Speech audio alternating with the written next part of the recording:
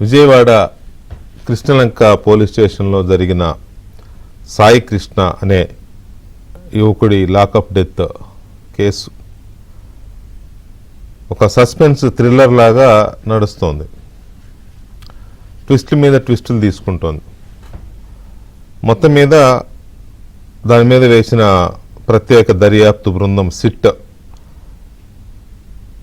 CI నాగరాజుని arrest చేశారు, కోర్టులో produce చేశారు. కోర్టు అతనికి 14 రోజుల రిమాండ్ విధించింది. బహుశా రేపు మళ్ళీ పోలీస్ కస్టడీ కోసం పిటిషన్ వేస్తారేమో. ఇవి నార్మల్గా జరిగిపోయే ప్రొసీజరే. కాకపోతే నాగరాజుని కోర్టుకి ప్రొడ్యూస్ చేసేటప్పుడు రిమాండ్ రిపోర్ట్ ఉంటుంది కదా, ఆ రిమాండ్ రిపోర్ట్ కొంచెం ఆసక్తికరంగా ఉంది. ఏంటి ఆసక్తికరము అని అంటే, కస్టోడియల్ డెత్ అని అందులో రాశారు చాలా క్లియర్గా. ఇది కస్టోడియల్ డెత్ అంటే కస్టడీలో, పోలీస్ కస్టడీలో జరిగిన మరణం అని సిట్ దర్యాప్తు బృందం, ప్రత్యేక దర్యాప్తు బృందం సిఐ నాగరాజుని కోర్టుకి ప్రొడ్యూస్ చేస్తూ ఆ రిమాండ్ రిపోర్ట్లో రాసిన చాలా కీలకమైన సెంటెన్స్ ఏంటంటే, దిస్ ఈజ్ కస్టోడియల్ డెత్.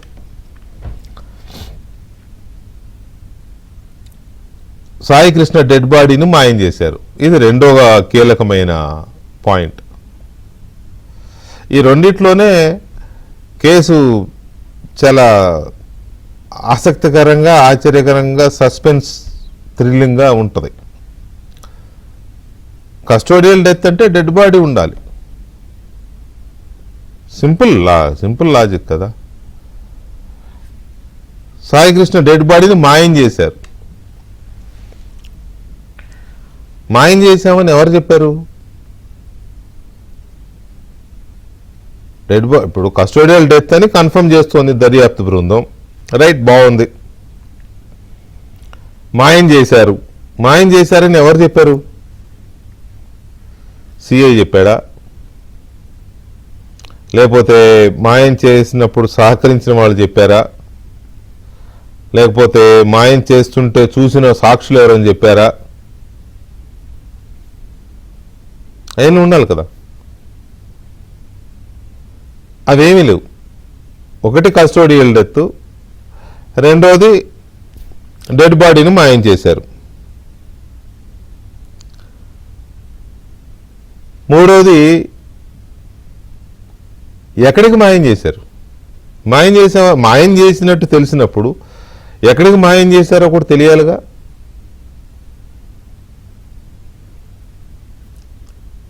ఎలా మాయం చేశారో తెలియాలిగా.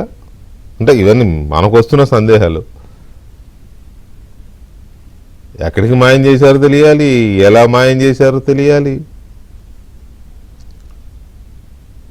ఎవరో ఎస్ఐ గారు చెప్పారంట, సాయి కృష్ణ మృతదేహాన్ని పోలీస్ స్టేషన్లో చూసినట్టు ఎస్ఐ స్టేట్మెంట్ ఇచ్చాడంట. మరి సిఐ ఏం స్టేట్మెంట్ ఇచ్చాడు? సిఐ ఏదో ఒకటి చెప్పాలి కదా. ఎవరు అసలు సిఐ మీద మర్డర్ కేసు పెట్టినప్పుడు సిఐ చెప్పకుండా మర్డర్ జరిగిందని కానీ, లేకపోతే డెడ్ బాడీని మాయం చేసినట్టు కానీ ఎవరు చెప్పారు? మరి అందులో సాక్షులు ఏ ఉంటారు, కుటుంబ సభ్యులు, వాళ్ళు వీళ్ళు. ఎస్ఐ చెప్పాడంట, బాగానే ఉంది, నేను మృతదేహాన్ని చూశానని చెప్పాడంట ఎస్ఐ స్టేషన్లో. అక్కడి నుంచి ఎటు మాయమైపోయింది మృతదేహం? మనకు మామూలుగా దయ్యాలు, ఆత్మలు ఉంటాయని తెలుసు, కానీ అవి దేహాన్ని విడిచిపోతాయి. ఆత్మలు, దేహం అక్కడే ఉంటుంది. ఒకవేళ అట్లా ఉన్నాయని నమ్మినా అది దేహం అయితే మాయమైపోదు కదా. గత నెల 6వ తేదీ నుంచి 8వ తేదీ మధ్య సాయి కృష్ణను పిఎస్లో చూసినట్టు కూడా ఎస్ఐ స్టేట్మెంట్ ఇచ్చాడు. ఇది అందరికీ తెలిసింది. వాళ్ళ మదరే చూసింది, ఎస్ఐ చూడటం ఏంటి? సీసీ ఫుటేజ్ డేటా డివిఆర్లో లేకుండా చేశారు.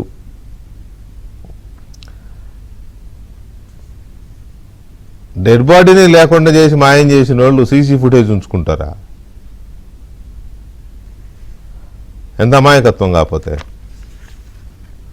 రండి చూడండి ఎలా మాయం చేసామో, ఎలా ఎత్తుకెళ్ళామో చూడండి అని సీసీ ఫుటేజ్ కెమెరాలు, అందులో వచ్చే రికార్డింగ్ అంతా ఉంచి డెడ్ బాడీని మాత్రం మాయం చేస్తారా?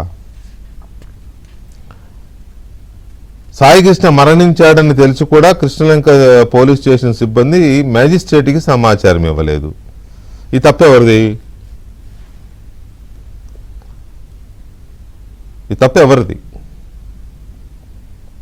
హెబియస్ కార్పస్ పిటిషన్ వేశారు అని తెలిసినప్పుడు పోలీస్ శాఖలో టాప్ టు బాటం అలర్ట్ అవుతుంది. టాప్ టు బాటం అలర్ట్ అయినప్పుడు హెబియస్ కార్పస్ పిటిషన్ మీద మ్యాజిస్ట్రేట్కి రిప్లై ఇవ్వాల్సిన బాధ్యత పోలీస్ శాఖ మీద ఉంటుంది. సహజంగా ఎవరైతే ఆ కేసుని డీల్ చేస్తున్నారో ఇన్వెస్టిగేషన్ ఆఫీసర్, ఆ ఇన్వెస్టిగేషన్ ఆఫీసర్కి అప్పచెప్తారు. ఆ ఐఓ సిఐ సరిగా ఫాలోఅప్ చేస్తున్నారో లేదో అనేది పై అధికారులు ఫాలోఅప్ చేస్తారు. కానీ ఇది మేజిస్ట్రేట్కి తప్పుడు సమాచారం ఇచ్చారు లేదా సరే సమాచారం ఇవ్వలేదు అని అది అక్కడితో ఆగిపోతే ఎలా? రేపు 29వ తేదీన ఏం చెప్తారు? ఈలోపే కేసు పెట్టేశారు అతని మీద, సిఐ మీద పెట్టారు, హత్య కేసు పెట్టారు. మరి వీటన్నిటినీ చూసుకున్నప్పుడు ఆధారాలు పూర్తిగా ధ్వంసం చేశారు. సాయికృష్ణ కేసులో ఆధారాలను పూర్తిగా ధ్వంసం చేశారు. సిఐ నాగరాజు కూడా కోర్టును తప్పుదోవ పట్టించారు. కోర్టుని ఏంటి, మొత్తం ప్రపంచాన్ని తప్పుదోవ పట్టించారు. సాయికృష్ణ కేసులో ఆధారాలను ధ్వంసం చేశారు. ఈ నెల 2వ తేదీ కంటే ముందే సాయికృష్ణ మరణించాడని అనుకుంటున్నారు. ఓకే, ఎప్పుడు చనిపోయాడో కరెక్ట్గా తెలియదు కాబట్టి అప్రాక్సిమేట్గా జూన్ 2, ఎందుకంటే జూన్ ఫస్ట్ వీక్లోనే కదా వాళ్ళు హెబియస్ కార్పస్ పిటిషన్ వేసింది వాళ్ళ తల్లి, కాబట్టి అంతకంటే ముందే చనిపోయి ఉంటాడని ఒక అంచనా వేస్తున్నారేమో. దాన్ని తప్పుపట్టాల్సిన ఇదేం కనపట్ల. కస్టడీలో ఉండగానే గాయాలై మరణించాడని ఆధారాలు స్పష్టంగా చెబుతున్నాయి. నాన్ బెయిలబుల్ వారెంట్ ఉన్న కోర్టులో హాజరుపరచలేదు. మే 6 నుంచి జూన్ 19 మధ్య కృష్ణలంక పిఎస్ పరిధిలో ఘటన జరిగింది. సాయికృష్ణ తల్లి విజయలక్ష్మి ఫిర్యాదుతో విచారణ చేపట్టాం. కేసులో 17 మంది సాక్షుల్ని ప్రశ్నించాం. ఇవన్నీ బాగానే ఉన్నాయి. 3 పాయింట్లే కీలకం. సాయికృష్ణది కస్టోడియల్ డెత్ అని నిర్ధారించారు. మరి డెడ్ బాడీ ఏది? నేనంటే ఎవరికైనా వచ్చే సందేహం. సాయికృష్ణ డెడ్ బాడీని మాయం చేశారు. డెడ్ బాడీ ఏది అని క్వశ్చన్ వస్తుంది కాబట్టి డెడ్ బాడీని మాయం చేశారని వెంటనే ఆన్సర్ రెడీగా ఉంది. మరి డెడ్ బాడీని మాయం చేశారని ఎలా చెప్తారు? ఇందాక వేసినట్టుగానే ఎక్కడికి మాయం చేశారు, ఎలా మాయం చేశారు, ఎవరు మాయం చేశారు, ఈ సబ్సిడీ ఒకదానికి కప్పించుకోవడానికి ఆన్సర్ చెప్తే 3 క్వశ్చన్లు వచ్చాయి. మన పాపం అంత తెలివి మనకు లేదు కదా, మన స్థాయి పరిజ్ఞానంతోనే 3 క్వశ్చన్లు వచ్చాయి. కస్టడీలో ఉండగా గాయాలై మరణించాడు అని ఆధారాలు స్పష్టంగా చెప్తున్నాయి. గాయాలైనట్టు ఆధారాలు చెప్తున్నాయి. నేనంటున్నమాట కాదు, సిట్టు వేసిన రిమాండ్ రిపోర్ట్లో వాళ్ళు పేర్కొన్నది కస్టడీలో ఉండగా గాయాలై మరణించాడని ఆధారాలు స్పష్టంగా చెప్తున్నాయండి. కస్టడీలో ఉండగా గాయాలయ్యేనట్టుగా ఆధారాలు ఉన్నాయి వీళ్ళ దగ్గర, ఆధారాలు చెప్తున్నాయని చెప్తున్నారు వాళ్ళు. ఆ గాయాలతోనే మరణించాడని చెప్తున్నట్టుగా కూడా చెప్తున్నారు వీళ్ళు. మరి ఏది? Where is dead body?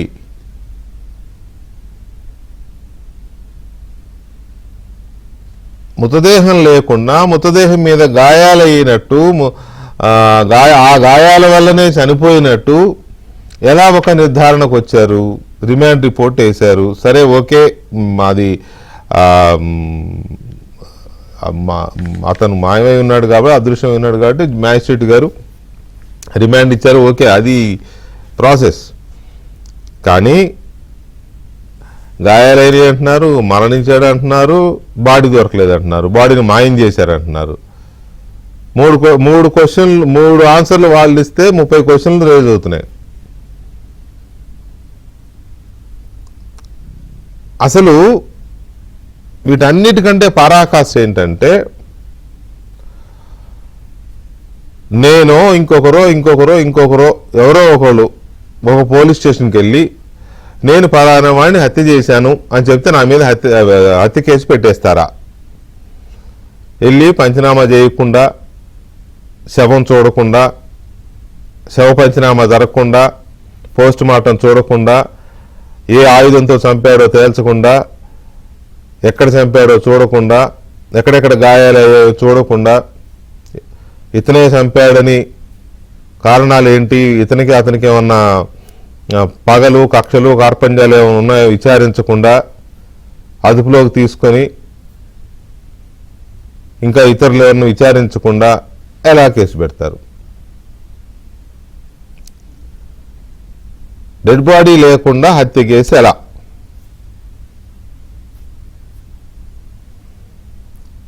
Sai Krishna మంచివాడా, చెడ్డవాడా, rowdy షీటరా, లేకపోతే రేపిస్ట్, నేను వాటి జోలికి వెళ్ళడంలా. అతను రేపిస్ట్ అయినా, రౌడీ షీటర్ అయినా పోలీసులకు చంపే అధికారం లేదు. అయినాయి కదా చాలా ఎన్కౌంటర్లు అంటే అయిన వాటి మీద విచారణ జరుగుతున్నాయి, నిరూపితం అయినాయా కాలేదా అది వేరే. మళ్ళీ ఇప్పుడు దాంట్లోకి వెళితే చాలా సమాధానాలు వస్తాయి. జగన్మోహన్ రెడ్డి గారే దిశ ఎన్కౌంటర్లో 4 చంపేసే ఎన్కౌంటర్లో అసెంబ్లీలో అన్నాడు హ్యాట్స్ ఆఫ్ టు కేసీఆర్ అని. అది ఎన్కౌంటర్, దొంగ ఎన్కౌంటర్ అని తెలుసు కూడా. అది వేరు. కానీ దిస్ ఈజ్ డిఫరెంట్. సిఐ మీద కేసు పెట్టారు. సిఐ మంచోడని కూడా నేను అనట్లా, అతను మంచోడని నేను అనట్లా, చనిపోయిన అతను మంచోడని నేను అనట్లా. కానీ ఇక్కడ హత్య కేసు పెట్టారు, డెడ్ బాడీ లేకుండా పెట్టారు. గాయాలైతోనే మరణించాడు అంటున్నారు. ఏ గాయాలు, ఎప్పుడు మరణించాడు, మాయం చేశాడు అంటున్నారు. ఎవరు చెప్పారు? పోనీ చెప్పినోడు ఎక్కడికి మాయం చేశారో చెప్పలేదా? ఎలా నిర్ధారణకు వస్తున్నారు మాయం చేశాడని? నేను ఒక కథ విన్నాను. కథ నిజమో నాకు తెలియదు. ఎవరో బాగా అక్కడ పరిజ్ఞానము లేకపోతే బాగా అబ్జర్వేషన్ ఉన్న విషయం చెప్తున్నాను, నేను చెప్తున్నా.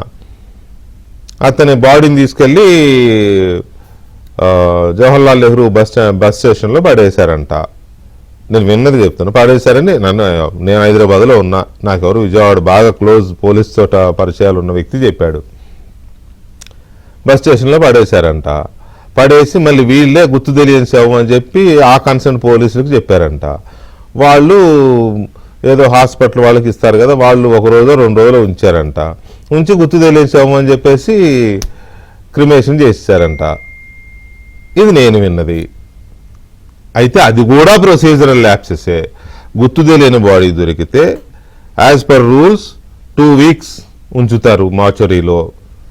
2 వీక్స్ ఉంచి ఈ లోపల మీడియాకి నేర వార్తల కింద ఇస్తూ ఉంటారు కదా, ఆ కన్సర్న్ ఎస్ఐ మీడియాకి వార్తలు ఇస్తారు. ఇట్లా గుర్తు తెలియని నాకు తెలిసి ఫోటోలు కూడా ఇస్తారు. పేపర్ వాళ్ళు ఈ మధ్య ఫోటోలు వేయట్లేదు, కానీ మేము పేపర్లో పనిచేసినప్పుడు ఫోటో కూడా వేసేవాళ్ళం. గుర్తు తెలియని అని చెప్పి ఫోటో కూడా వేసేవాళ్ళం, ఎవరన్నా చూసుకుని వచ్చి ఇది చేస్తారని. ఆ తర్వాత కూడా ఎవరు రాకపోతే అప్పుడు ఆ మృతదేహాన్ని దహన సంస్కారాలు చేసేస్తారు పోలీసులే. ఆ ఎలక్ట్రిక్ మార్చురీస్ ఉన్నాయి కదా, దాంట్లో క్రిమేట్ చేసేస్తారు. మరి ఇంత తొందరగా ఎలా జరిగిపోయింది? నేను విన్నది చెప్తున్నాను సుమా. నా దగ్గర దానికి సంబంధించి ఆధారాలు ఏవంటే, నా దగ్గర ఆధారాలు లేవు, నేను విన్నది మాత్రమే. ఎవరో మిత్రులు చెప్తే నేను అతను కూడా ఇదే క్వశ్చన్లు అడిగాను, ఇవి జరగకుండా అలా ఎలా చేస్తారని. సో ఇలాంటి సందర్భంలో డెడ్ బాడీ లేకుండా అది హత్య ఎలా అవుతుంది అనే బేసిక్ క్వశ్చన్ నుంచి ఈ దర్యాప్తు మీద డిబేట్ స్టార్ట్. చర్చలో మనతో సిపిఎం సీనియర్ నాయకులు, మాజీ శాసనసభ్యులు ఎంఏ గఫూర్ గారు ఉన్నారు, అలాగే మాజీ జడ్జ్ రామకృష్ణ గారు ఉన్నారు, and Andhra Pradesh high court advocate Umesh Chandra garu ఉన్నారు. మరి కాసేపట్లో తెలుగుదేశం పార్టీ జాతీయ అధికార ప్రతినిధి పట్టాభిరామ్ గారు కూడా జాయిన్ అవుతారు. ముందుగా రామకృష్ణ గారు నమస్కారం. నమస్కారం సార్. రామకృష్ణ గారు, ఒక పెద్ద సందేహం, శవం లేకుండా హత్య కేసు, ఇది పాజిబులా?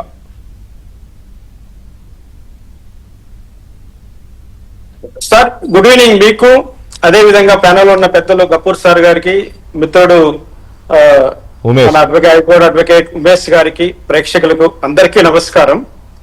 మీరు అడిగిన ప్రశ్న డెడ్ బాడీ లేకుండా సాధ్యమా? ఎస్, సాధ్యమే సార్. ఎందుకంటే చట్టంలో డెడ్ బాడీ లేకుండా మర్డర్ కేసు కట్టడం అన్నది సాధ్యమవుతుంది కొన్ని సందర్భాల్లోనే. ఆ ఎక్సెప్షన్స్ ఏంటంటే, ఒకవేళ ముద్దాయి తనంతకు ఒక వ్యక్తి మిస్సింగ్ అయిపోయాడు అనుకున్నాం అనుకోండి, ఆ మిస్సింగ్ అయిన వ్యక్తి చంపిన వ్యక్తి ఎక్కడైనా పలానా వ్యక్తి నేను చంపి ఉన్నాను అని కన్ఫెషన్ స్టేట్మెంట్ ఇచ్చినప్పుడు, ఆ ముద్దాయి ఇచ్చిన కన్ఫెషన్ స్టేట్మెంట్ ఆధారంగా మర్డర్ కేసు కట్టి విచారణ చేసిన కేసులు మన భారతదేశ క్రిమినల్ హిస్టరీలో చాలా ఉన్నాయి.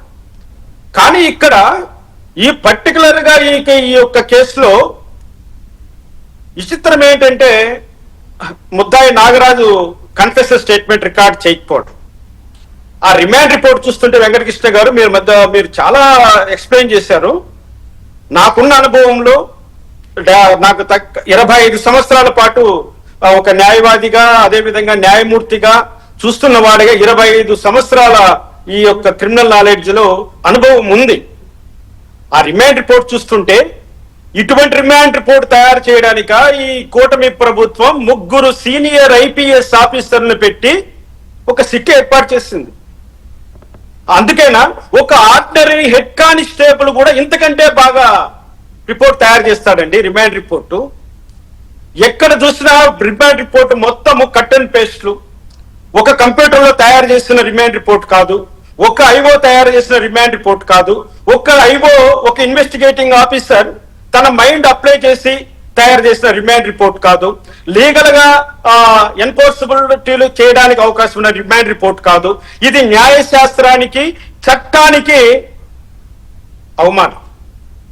ఎందుకు ఈ మాట అంటున్నానంటే, వాస్తవానికి సాయి కృష్ణ ఈ యొక్క మిస్సింగ్ ఉదంతం అయితేనేమి, ఆయన చనిపోయిన ఉదంతం అయితేనేమి, దానికోసం ప్రభుత్వం కదిలే విధానం అయితేనేమి, స్వయంగా ముఖ్యమంత్రి చంద్రబాబు నాయుడు గారే ఆ బాధితులను పిలిపించుకొని వాళ్ళకి ధైర్యం చెప్పిన ఉదంతం అయితేనేమి, దీని అనేక కోణాల్లో ప్రతిపక్షం కులం కోణంలో, ఇంకో కోణంలో దాన్ని ఎక్స్పోజ్ చేసిన విధానం అయితేనేమి, ప్రెస్ మీట్లు పెట్టి చాలా మంది ఎలా జరిగిందో సీక్వెన్స్ గా చెప్పుకుంటూ వచ్చారు చూడండి. ఆ స్టోరీ అంతా టీవీ డిబేట్ లో ఉన్న స్టోరీ అంతా తీసుకొని ఇది తయారు చేసేట్లా కనపడుతుందే కానీ, ఒక ఇన్వెస్టిగేటింగ్ ఆఫీసర్ తన యొక్క ఇండిపెండెంట్ మైండ్ అప్లై చేసినట్టుగా నేనైతే భావించట్లేదు వెంకటకృష్ణ గారు. ఒకటి మాత్రం నిజం, ఆనాడు వైసీపీ క్రూర ప్రభుత్వంలో ఏ విధంగా అయితే చీరాల కిరణ్ పోలీసులు కొట్టి చంపారో, ఏ విధంగా అయితే విశాఖపట్నంలో డాక్టర్ సుధాకర్ మరణానికి కారణమయ్యారో, ఆ 2 కేసులు 2 పిశాచాల్లాగా జగన్మోహన్ రెడ్డి ప్రభుత్వాన్ని ఎలా వెంటాడి కూల్చేశాయో, అటువంటి సందర్భమే ఉత్పన్నం కాబోతున్న కూటమి ప్రభుత్వానికి అన్న అనుమానం నాకు కలుగుతుంది.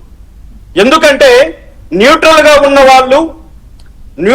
ఉన్నవారు, మేధావులు, ప్రజాస్వామ్యవాదులు ఈ కేసు విచారణ జరుగుతున్న తీరును ఎవరు కూడా అప్రిషియేట్ చేయరు, ఇన్క్లూడింగ్ మీ. నేను కూడా అప్రిషియేట్ చేయట్లేదు. కారణం ఏంటంటే, సమాజంలో అందరికీ భద్రత కావాలి, అందరికీ రక్షణ కావాలి.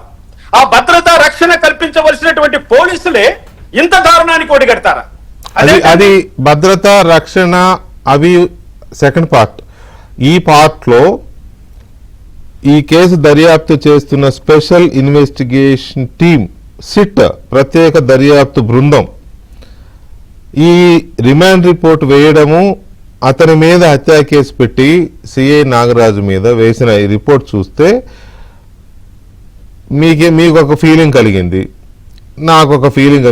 నేను మృతదేహం లేకుండా హత్య కేసు అంటే కొన్ని సందర్భాల్లో పాజిబులే, వాడే వచ్చి నేనే చంపానని ఒప్పుకుంటే అంటే, ఏమో ఎవరో చంపి ఎవరినో కూడా డబ్బులు ఇచ్చి పంపచ్చు, వెళ్ళి ఒప్పుకోరా అని, అది కూడా అవ్వచ్చు కదా, అవి కూడా జరుగుతాయి. అందుకని నేను ఆ డౌట్ ఆఫ్ ఇది పెట్టుకున్నా నేను. రైట్, ఎనీవే అది కూడా తర్వాత డిస్కస్ చేసుకుందాం. కానీ ఉమేష్ చంద్ర గారు నమస్తే. నమస్కారం వెంకటకృష్ణ గారు. ఉమేష్ చంద్ర గారు, ఈ హత్య కేసు నేను కొన్ని డౌట్స్ నేను మాట్లాడాను కదా ఇందాక, వాటిల్లో ప్రధానమైనది సాయి కృష్ణది కస్టోడియల్ డెత్ అని నిర్ధారించింది సిట్. ఇంకా కోర్టు అవి నేను అక్కడ దాకా వెళ్ళట్లా. సిట్టు రిమాండ్ రిపోర్ట్ లో పేర్కొన్నది ఏంటి అంటే custodial death, where is the dead body. Correct. Venkatesh గారు, మీకు అలాగే ప్యానల్ లో ఉన్న వాళ్ళందరికీ నమస్కారం అండి. Good evening. Good evening sir. ఇప్పుడు ఒకటి ఇంపార్టెంట్ వెంకటకృష్ణ గారు, ఈ ఇష్యూలో ఏం జరిగిందంటే నేను కొంచెం వివరంగా చెప్పే ప్రయత్నం చేస్తాను, కొంచెం సమయం. ఇక్కడ కంప్లైంట్ ఏమి ఇచ్చారు, సరే జరిగిన విషయం ఆ తర్వాత ఎలా జరిగింది అనేది గత కొన్ని నెలలుగా కానీ కొన్ని వారాలుగా కానీ మనం అందరం డిబేట్ చేస్తున్నాం. కాకపోతే కంప్లైంట్ ఇచ్చింది ఎవరంటే లైక్ చనిపోయిన వ్యక్తి సాయికృష్ణ గారు, వెరీ అన్ఫార్చునేట్. వాళ్ళ మదర్ ఒక కంప్లైంట్ ఇవ్వడం జరిగింది. ఇచ్చిన కంప్లైంట్ ప్రకారం ఏంటంటే ఆవిడ కోరుకున్నది, అంటే ఈ కంప్లైంట్ లో మనం ఎప్పుడు ఏం చేస్తాం అంటే last paragraph of the complaint అనేది చాలా క్రిటికల్ అవుతుంది. అంటే ఏ విధంగా మీరు కేసు కట్టాలనేది కంప్లైంట్ బేసిస్ మీద ఏదైతే డిస్క్లోజ్ చేస్తారో దాని ప్రకారంగా పోలీసు వారు కేసు కడతారు. అక్కడ ఆవిడ తల్లి ఏం చెప్పారంటే, నా కుమారుడు సాయి కృష్ణను సిఐ నాగరాజు పోలీస్ స్టేషన్ లో చిత్రహింసలు పెట్టి చంపి చట్టం నుండి తప్పించుకోవాలన్న ఆలోచనలో సాక్ష్యాలు దొరకకుండా ఉంచినందుకు నా కొడుకు శవాన్ని తగిలబెట్టినందుకు కృష్ణలంక ఇన్స్పెక్టర్ నాగరాజుపై కఠినమైన చట్టపరమైన చర్యలు తీసుకోవాల్సిందిగా విన్నవించుకుంటూ ప్రార్థిస్తూ ఈ రిపోర్ట్ ఇస్తున్నాను అని చెప్పి ఆవిడ మెన్షన్ చేయడం జరిగింది. ఇప్పుడు నేను చూసేది ఏంటంటే, being advocate, like of course మీరు అన్నట్టు మీరు ఇనిషియల్ రిమార్క్స్ లో చెప్పారు, అలాగే మొన్న కూడా ఛానల్లో మీరు చెప్పారు. అన్ఫార్చునేట్ కాదని నేను కాదు. ఇప్పుడు ఒకసారి చూస్తే ఇచ్చిన కంప్లైంట్ బేసిస్ అది ఇచ్చిన తర్వాత పోలీస్ వారు ఇమీడియట్ గా సెక్షన్ 127(4), 127(6), 1031 ఇది మర్డర్ కి సంబంధించి 1031 అనేది, అలాగే 238 అంటే డిసపియరెన్స్ ఆఫ్ ది ఏదైతే మన ఇన్ఫర్మేషన్ ఉంటుందో లేదా ఫాల్స్ ఇన్ఫర్మేషన్ ప్రొవైడ్ చేయడమో, ఎవిడెన్స్ డిసపియర్ చేయడమో దానికి సంబంధించి సెక్షన్ 238, అలాగే 127(4) రాంగ్ఫుల్ కన్ఫైన్మెంట్ 10 రోజుల కన్నా ఎక్కువ రోజులు కనుక రాంగ్ఫుల్ కన్ఫైన్మెంట్ లో పెట్టినా లేదా కన్ఫైన్మెంట్ లో పెట్టి దాన్ని కనుక ఇన్ఫర్మేషన్ కనుక మీరు సీక్రెట్ గా పెట్టినా 127(6) మీకు అట్రాక్ట్ అవుతుంది. సో నేనేం చెప్తానంటే, ఇచ్చిన కంప్లైంట్ ప్రకారంగా ప్రాపర్ గా సెక్షన్లు అయితే ఖచ్చితంగా ఇందులో పెట్టారు వెంకటకృష్ణ గారు. దానిలో నేనైతే దాన్ని మిత్రులు రామకృష్ణ గారు చెప్పినట్టు నేను ఏకీభవించకపోవచ్చు. సో సెక్షన్లు అయితే ప్రాపర్ గా పెట్టారు. ఆ తర్వాత ఏం జరిగిందంటే, ముందు దీన్ని ఒక మహిళా పోలీస్ స్టేషన్ కి సంబంధించిన ఏసీపీ గారికి ఈ పర్టికులర్ ఇష్యూని అసైన్ చేయడం జరిగింది. ఎందుకంటే మర్డర్ అనేది ఒక క్రిటికల్ అఫెన్స్, గ్రేవ్ అఫెన్స్ ఉంది కాబట్టి ordinarily ACP and higher rank officials కి అవి అసైన్ చేయడం, ఇంట్రెస్ట్ చేయడం జరుగుతుంది. ఇన్వెస్టిగేషన్ చేశారు. చేసిన తర్వాత ఇది సరిపోదు అనుకుని ప్రభుత్వం వారు ఇక్కడ మనం అర్థం చేసుకోవాల్సింది ఏంటంటే, when a SIT is constituted through a government order, so GO ద్వారా ఒక సిట్ కాన్స్టిట్యూట్ అయిన తర్వాత సిట్ ఇండిపెండెంట్ గా ఫంక్షన్ చేయడం జరుగుతుంది. అంటే ఏదైతే చాలా మంది నేను మీడియాలో వాటిలో చూస్తున్న ఎలిగేషన్స్ చేసిన డీజీపీ గారి కనుసంధానంలో నడుస్తుంది లేదా కమిషనర్ గారి కనుసంధానంలో నడుస్తుందని, వాళ్ళ కనుసంధానంలో నడిచే అవకాశం ఉండదని. సిటీని మనం కాన్స్టిట్యూట్ చేసేది it is directly responsible to the state government కి రెస్పాన్సిబిలిటీ ఉంటుంది. సిటీ కాన్స్టిట్యూట్ చేసిన తర్వాత ఒక ఐజీ లెవెల్ ఆఫీసర్ సిట్ లో హెడ్ గా పెట్టినప్పుడు ఆయన కమిషనర్ గారికి రిపోర్ట్ చేస్తారనో లేదా ఇంకొకరికి రిపోర్ట్ చేస్తారనో అంటాం కూడా. గవర్నమెంట్ అంటే డైరెక్ట్ గా సీఎం గారికి, లా అండ్ ఆర్డర్ అంటే సీఎం గారి కంటే చీఫ్ సెక్రటరీ గారు, principal secretary, law and order వారి దగ్గరే ఉంటుంది కాబట్టి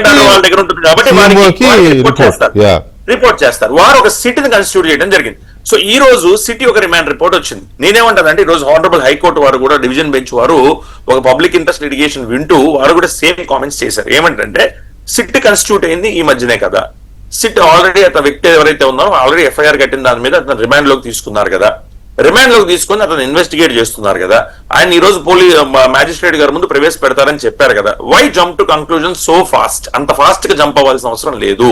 ఎందుకంటే మన న్యాయ వ్యవస్థలో కొద్దిగా టైం తీసుకున్నా మీరు అబ్జర్వ్ చేస్తే, రీసెంట్ గా ఏదో ఒక మనం ఈ మధ్యకాలంలో ఇన్షూ చూసాం, కస్టోడియల్ టార్చర్ లో మన ఏదైతే కొంతమంది పోలీసు వారికి ఉరిశిక్ష పడిందని, అది 2020లో జరిగిన సంఘటన. కానీ ఈ రోజు కూడా మరి జరిగిన ఉరిశిక్ష పడింది చూసాం. సో అదే విధంగా నేను చెప్పేది ఏంటంటే, సిట్ వారు ఏ విధంగా ఈ రోజు ఇన్వెస్టిగేట్ చేశారని మీరు ఇనిషియల్ రిమార్క్స్ లో చెప్పారు. బాడీ ఏది, ఎక్కడ ఉంది, ఎందుకు బాడీని ఐడెంటిఫై చేయలేదు, లేదు ఇంకోటి తమరు చెప్పారు. వారు వాళ్ళ యొక్క ఏదైతే రిమాండ్ రిపోర్ట్ ఉందో, remand report page number 13, I'm just reading out from the remand report అండి, I'm not reading from anywhere. Remand report లో వారికి క్లియర్ గా చెప్పింది ఏంటంటే, the accused has not been cooperating with investigation and despite a sustained interrogation has not disclosed material facts within his special knowledge regarding the whereabouts of the deceased ఎక్కడ పెట్టారనే విషయాన్ని ఆయన చెప్పలేదు. Disposal of the dead body గురించి ఆయన చెప్పలేదు. And the circumstances leading to the disappearance of the evidence మీరు ఎందుకు disappear చేయాలనుకున్నారు, తీసివేయాలనుకున్నారు, వైపౌట్ చేయాలనుకున్నారు, తుడిచిపెట్టాలనుకున్నారు అన్న విషయాన్ని కూడా ఆయన చెప్పలేదు. ఆన్ ద కాంట్రరీ ఎవేజివ్ ఆన్సర్స్ ఇస్తున్నారు. అండ్ ఎవేజివ్ ఆన్సర్స్ అంటే చెప్పాలనుకోకుండా ఏదో చెప్పడం, చెప్పే ఆన్సర్లు ఇస్తున్నారు. ఇంకా మేము ఎవిడెన్స్ కలెక్ట్ చేయాలి, ఇది చెప్తుంటాం. చాలా ఇంపార్టెంట్ పాయింట్స్ ఉన్నాయి రిమాండ్ రిపోర్ట్ లేవంటున్నారు. రిమాండ్ రిపోర్ట్ మొత్తం చదివితే దాని అన్ని ఇంపార్టెంట్ పాయింట్స్ ఇటువంటి రోజు మెన్షన్ చేసే రోజు. The role of other persons, page number 15, point number 12. ఏదైతే చాలా మంది ఏమంటున్నారంటే, ఇంతకు నేను కూడా చూడడం జరిగింది కొన్ని మీడియా ప్రెస్ కాన్ఫరెన్స్ అవి చూసినప్పుడు ఏమంటున్నారంటే, ఓన్లీ నాగరాజు గారే వేరే ప్రెస్ కాన్ఫరెన్స్ లు వాటి అక్కడ దాకా అవసరం లేదండి, అవి తర్వాత మాట్లాడుకున్నాం. ఇక్కడ మనం మీరు అన్నట్టుగానే ఆయన ఏది అడిగినా చెప్పడం లేదు అని రాశారు రిమోట్ రిపోర్ట్ లో. ఈ ఒక్క పాయింట్ చెప్పి మీరే చెప్పండి, నేను మిమ్మల్ని అడుగుతున్నా. కాదు రిమాండ్ రిపోర్ట్ లో ఆయన ఏం అడిగినా చెప్పట్లేదు, ఫుటేజ్ ఎక్కడుందంటే చెప్పట్లేదు, బాడీ ఎక్కడ పెట్టామంటే చెప్పట్లేదు, ఎలా చచ్చిపోయాడంటే చెప్పట్లేదు, ఎందుకు చంపామంటే చెప్పట్లేదు, చచ్చిపోయాడా లేదా అంటే చెప్పట్లేదు, ఏది అడిగినా చెప్పట్లేదు కదా. ఏది అడిగినా చెప్పనప్పుడు చంపాడని ఎలా ఉంది, చచ్చాడని ఎలా ఉంది? నా పాయింట్ అది. కరెక్ట్. ఇప్పుడు ఎప్పుడన్నా కరెక్ట్ వెంకటకృష్ణ గారు మంచి క్వశ్చన్ అడిగారు. దానికి సమాధానం, ఒక కంప్లైంట్ ఇచ్చినప్పుడు, ఒక కంప్లైంట్ ఇచ్చినప్పుడు కాగ్నిజబుల్ అఫెన్స్ ఆ కంప్లైంట్ రిపోర్ట్ చేసినప్పుడు ముందు ఎఫ్ఐఆర్ కడతారు. ఎఫ్ఐఆర్ అంటే ఏంటి? First information report. ఉమేష్ గారు సారీ నేను మిమ్మల్ని మరీ పదే ఇంటరప్ట్ చేస్తున్నాను. ఒక జనరల్ కంప్లైనెంట్ వచ్చి కంప్లైంట్ ఇస్తే పోలీసులు ఇనీషియల్ గా కంప్లైంట్ తీసుకుని ఎఫ్ఐఆర్ ఇష్యూ చేసినప్పుడు కంప్లైంట్ లో ఉన్న అంశాల ఆధారంగా ఫస్ట్ ఇన్ఫర్మేషన్ రిపోర్ట్ తయారు చేస్తారు. That is preliminary procedure. Okay, but ఇది మే 6వ తేదీ నుంచి జూన్ 19వ తేదీ వరకు సుమారుగా 40 రోజుల పాటు జరిగిన ఒక ఘటన. తర్వాత రాష్ట్రం మొత్తాన్ని కుదిపేస్తున్న ఘటన. డైరెక్ట్ గా ముఖ్యమంత్రి, ఉప ముఖ్యమంత్రి, హోంమంత్రి, డీజీపీ ఇంతమంది ఇన్వాల్వ్ అయిన ఘటన. ఇలాంటి ఘటనలో ఒక కంప్లైనెంట్ ఇల్లిటరేట్ అయి ఉండొచ్చు, లేకపోతే సరైన అవగాహన లేకపోయి ఉండొచ్చు, కేవలం తన కొడుకుని చంపేశారనే ఒక బాధ, ఆవేదన, మాతృత్వం తల్లి కాబట్టి ఆవేదనతో కంప్లైంట్ ఇచ్చారు. ఆ కంప్లైంట్ బేస్ చేసుకుని దర్యాప్తు చేయాల్సిన 3 ఐపీఎస్ అధికారులతో కూడిన special investigation team complaint base చేసుకుని మేము రిమాండ్ రిపోర్ట్ తయారు చేశాము అని చెప్పినా, మనం భావించినా అది కరెక్ట్ కాదేమో అని నాకు అనిపిస్తుంది. They have to inquire. They have to find out the facts. కరెక్టే వెంకటకృష్ణ గారు మీరు చెప్తున్నా, నేను ఖచ్చితంగా ఏకీభవిస్తున్నా. గత 1-2 నిమిషాలు మీరు నాకు సమయం ఇస్తే నేను నన్ను ఎక్స్ప్లెయిన్ చేసే ప్రయత్నం చేస్తాను లీగల్ గా. ఇక్కడ 15వ పేజీలో 12వ పాయింట్లో ఏం చెప్పారంటే, the role of other persons, ఇంకెవరు లేరా అన్న దానికి సమాధానం the role of other persons who may have participated. తర్వాత మాట్లాడదాం అన్నా. ఉమేష్ గారు ఉమేష్ గారు ప్లీజ్ నాకు కొంచెం లీవరేజ్ ఇవ్వండి ఇక్కడ. ఇంకెవరు లేరా అని దయచేసి ప్లీజ్ కోఆపరేట్ విత్. ఇంకెవరు లేరా, కాళ్ళు కట్టింది ఎవరు, చేతులు కట్టింది ఎవరు, ఈడ్స్కెళ్ళింది ఎవరు, డ్రైవర్ ఏడి, ఎవరెవరో చాలా క్వశ్చన్లు వేస్తున్నారు. వాళ్ళందరికీ ఈ టెస్ట్ చేసి సమాధానం చెప్పదలుచుకోవాలని నేను ఇక్కడ చెప్పాల్సిన క్వశ్చన్లే అవి చాలా వ్యాలిడ్ క్వశ్చన్లే. కానీ ప్రైమరీగా ఈ డిబేట్ లో ప్రైమరీ అంశం ఏంటంటే, హత్య కేసు పెట్టారు, గాయాలతో చనిపోయాడు అంటున్నారు, లాకప్లోనే చనిపోయాడు అంటున్నారు, డెడ్ బాడీ ఏది అనేది ప్రైమరీ క్వశ్చన్. గఫూర్ గారు నమస్తే అండి. గఫూర్ గారు, ఒకటి కస్టోడియల్ డెత్ అని చెప్పారు, డెడ్ బాడీని మాయం చేశారని చెప్తున్నారు, గాయాలతోనే లాకప్లోనే చనిపోయాడని చెప్తున్నారు ఈ రిమాండ్ రిపోర్ట్లో. బట్ డెడ్ బాడీ మాత్రం లేదు. అంటే ఇనీషియల్గా నేను మీ రిమార్క్స్, మీ ఒపీనియన్ దీని మీద అడుగుతున్నాను. వెంకటకృష్ణ గారు, మీకు మిగతా పెద్దలందరికీ నమస్కారం అండి, డిబేట్ లో పార్టిసిపేట్ చేసిన వాళ్ళకు. సార్, ఇక్కడ వెంకటకృష్ణ గారు, మనం గుర్తుపెట్టుకోవాల్సింది ఏమిటంటే, సాయి కృష్ణ అనేటువంటి వ్యక్తిని మార్కాపురం నుంచి తెచ్చినారు. మార్కాపురం నుంచి తెచ్చిన దానికి ఆధారాలు ఉన్నాయి. ఆడ పోలీసులు వచ్చింది, పట్టుకుని పోయింది, జీప్ లో తీసుకుని పోయింది, తీసుకొచ్చింది కూడా ఉన్నాయి. ఆ తర్వాత కస్టడీలో పెట్టినారు. కస్టడీలో పోలీస్ స్టేషన్ కస్టడీలో ఉండేటువంటి ఆధారాలు ఉన్నాయి, వాళ్ళే అంగీకరిస్తున్నారు. ఆ తర్వాత మనిషి మాయమైనాడు. బాడీ ఏమైందని చెప్పే బాధ్యత ఎవరిది? పోలీసులదే కదా. అదే కదా. ఇప్పుడు కూటమి ప్రభుత్వం యొక్క టాక్టిక్స్ ఏమిటంటే ఇక్కడ ఇవన్నీ ఎత్తుగడలండి. ఏమిటి ఎత్తుగడ? రేపు 29వ తేదీ ఎప్పుడో హేబియస్ కార్పస్ పిటిషన్ రాబోతుంది. కోర్టులో చెప్పాలి. కోర్టులో ఎక్కడున్నా కానీ మీరు, ఎందుకంటే పోలీసు వాళ్ళు కస్టడీలోకి తీసుకున్నారు కాబట్టి ఎక్కడున్నా సాయి కృష్ణ మా ముందు హాజరుపరచండి కోర్టు చెప్పినటువంటి ఉత్తర్వు. హాజరుపరచాలి కదా. హాజరుపరచలేమో అని తెలుసు వీళ్ళకు. కాబట్టే కూటమి ప్రభుత్వం he was murder, he was put to death, అక్కడ టార్చర్ చేశారు, చనిపోయినాడు, మేము మా వైపు నుంచి నిజాయితీగా ఉన్నాం, మేము అతని మీద 302 కేసు పెట్టినాం, ఆ తర్వాత ఇంకా దాన్ని ఇన్వెస్టిగేట్ చేయడం కోసం స్పెషల్ గా చాలా సీనియర్ ఆఫీసర్స్ తో మేము ఒక సిట్ చేసినాం, మేము వదలం, మేము మొత్తం నేరాన్ని ఏ విధంగానైనా మేము అరికడతామని చెప్తారు రేపు గవర్నమెంట్. అప్పుడు గవర్నమెంట్ అంటే పోలీసు. అప్పుడు హైకోర్టుకు ఇంకేమి స్కోప్ ఏముంది? హైకోర్టు మనిషి ఏమైనాడో మాకు తెలియదు అంటే హైకోర్టు ముందు ప్రశ్న వస్తుంది. మనిషి చనిపోయినాడని వీళ్ళే అడ్మిట్ చేసుకున్న తర్వాత మీరు కేసు పెట్టినా లేదా మేము పెట్టినాం, ఎవరు ముద్దాయి? ఇదిగో నాగరాజు, వీడు చెప్పడం లేదు, మేము ఇన్వెస్టిగేట్ చేస్తున్నాం, ఎవరెవరు కలిసి చంపినారు ఏమిటి అనేది మేము ఎక్కడ వదలం వీళ్ళను అని చెప్పిన తర్వాత హైకోర్టు సరే జాగ్రత్తగా చూడండి, కఠినంగా శిక్షించాలని చేస్తుంది. దాంతో హేబియస్ కార్పస్ పిటిషన్ యొక్క దాని ఇంపార్టెన్స్ పోతుంది. ఆ తర్వాత సిట్ ఇన్వెస్టిగేట్ చేయాలి. అప్పుడు సెకండ్ ఫేజ్ సిట్ ఇన్వెస్టిగేషన్ చేసినప్పుడు ఇప్పుడు రిమాండ్ రిపోర్ట్ లో లోపాలు కానీ, ఆ తర్వాత మీరు అడిగేటువంటి ప్రశ్నలకు సమాధానం కానీ, how to protect the Nagaraju and other police officers లేదా పోలీసు వాళ్ళు, వాళ్ళని కాపాడడానికి ఏం చేయాలని సెకండ్ ఫేజ్ తప్పనిసరిగా గవర్నమెంట్ అదే చేస్తుంది. మీకేం అనుమానం ఉండాల్సిన పని లేదు. వీళ్ళంతా సత్యసంధులు, వీళ్ళంతా చాలా పరిశుద్ధాత్మలు నేనేం అనుకోవడం లేదు. ఇప్పుడు ఏమంటే గవర్నమెంట్ బయటపడడం కోసం, హేబియస్ కార్పొరేషన్ దాని నుంచి బయటపడడం కోసం నాగరాజు అతను కస్టోడియల్ డెత్ కు గురైనాడు, మా దగ్గర సమాచారం ఉంది, అయితే సిఐ ఏం చెప్పడం లేదు, అందుకోసం మేము స్పెషల్ ఇన్వెస్టిగేటివ్ టీం వేసాం, మేము సీనియర్ ఆఫీసర్స్ తో వేసాము, మేము వదలము, ఇది చాలా అమానుషం, మా రాజ్యంలో ఎక్కడ పౌర హక్కుల ఉల్లంఘన జరిగినా మేము కఠినంగా ఉంటామని చెబితే కోర్టు సాటిస్ఫై అవుతుంది. అందుకోసం ఇప్పుడు మనం అన్ని ప్రశ్నలు ఇప్పుడు మనం ఆన్సర్ దొరకదు. ఎందుకు నాగరాజుని ఎందుకు అరెస్ట్ చేస్తున్నారు? అరెస్ట్ చేయక తప్పదు. అరెస్ట్ చేయకపోతే అది అర్థమే లేదు. కాబట్టి నాగరాజ్ అరెస్ట్ కానీ, ఈ రిమాండ్ రిపోర్ట్ కానీ, గవర్నమెంట్ స్టాండ్ కానీ, హైకోర్టులో హేబియస్ కార్పస్ ఉంది కాబట్టి దాని నుంచి బయటపడడానికి చేస్తున్నటువంటి ఒక ప్రయత్నం. ఇప్పుడు నాగరాజును నిజంగా సాయి కృష్ణ యొక్క మర్డర్ కేసు సీరియస్ గా తీసుకొని ఏ పోలీసు వాళ్ళు కొట్టినారు ఏమిటి ఇవన్నీ ఇన్వెస్టిగేట్ చేస్తారా లేదా అనేది రాబోయే కాలం చూడాలి. నాకైతే నా అనుమానాలు నాకున్నాయి.